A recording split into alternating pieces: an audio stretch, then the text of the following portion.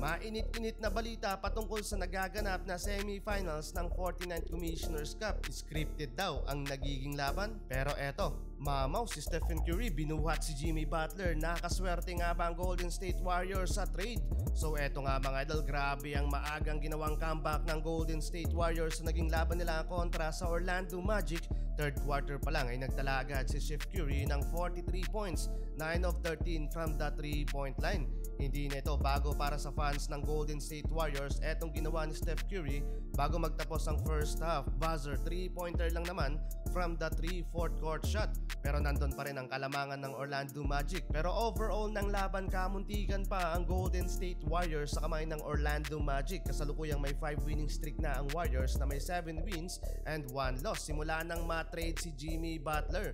Ang tanong, nakaswerte nga ba ang GSW sa trade na ito? Marami ang duda sa trade na yon dahil sa naging issue ni Butler sa management ng Miami Heat. Toxic na player daw itong si Butler, pero kahit ganon, ang tingin nila kay Butler walang effect yan kay Stephen Curry. Mapa-toxic or non-toxic man ang player, compatible yan para sa star player ng Dub Nation. Nagtapos ang laban na up by 6 points ang Golden State Warriors, 115-121 final score. Mamaw si Steph Curry at binuhat ang Dub Nation explosive 56 points, 4 rebounds, 3 assists and 2 steal, shooting 16 of 25 from the floor, habang 12 of 19 3-pointer naman ang kanyang napukol.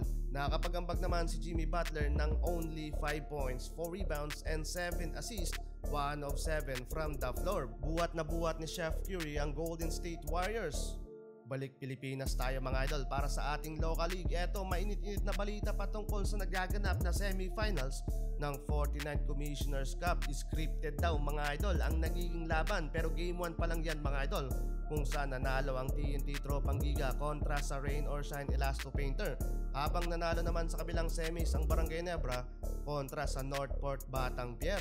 Sa ibinahaging post ni Homer Sison sa kanyang social media platform, tinanong daw niya ang isa sa PBA coach patungkol sa tsansa ng Northport Batangpier na talunin ang Barangay Ginebra sa Best of 7 series. At ang nakakagulat dyan mga idol, sinagot daw siya na depende daw sa utos ng nasa taas. Credit sa post ng Basketball Nation PH, 43% of Manila North Harbor Philippines Incorporated aka Northport in the PBA ay pagmamay-ari yan ng SMC Group. So hindi talaga malabong maglabas ng utos ang nasa taas patungkol sa nagaganap na semifinals sa PBA. At kung ganong hawak nga ng SMC ang Northport Batangpier, hindi rin yan maituturing na independent team.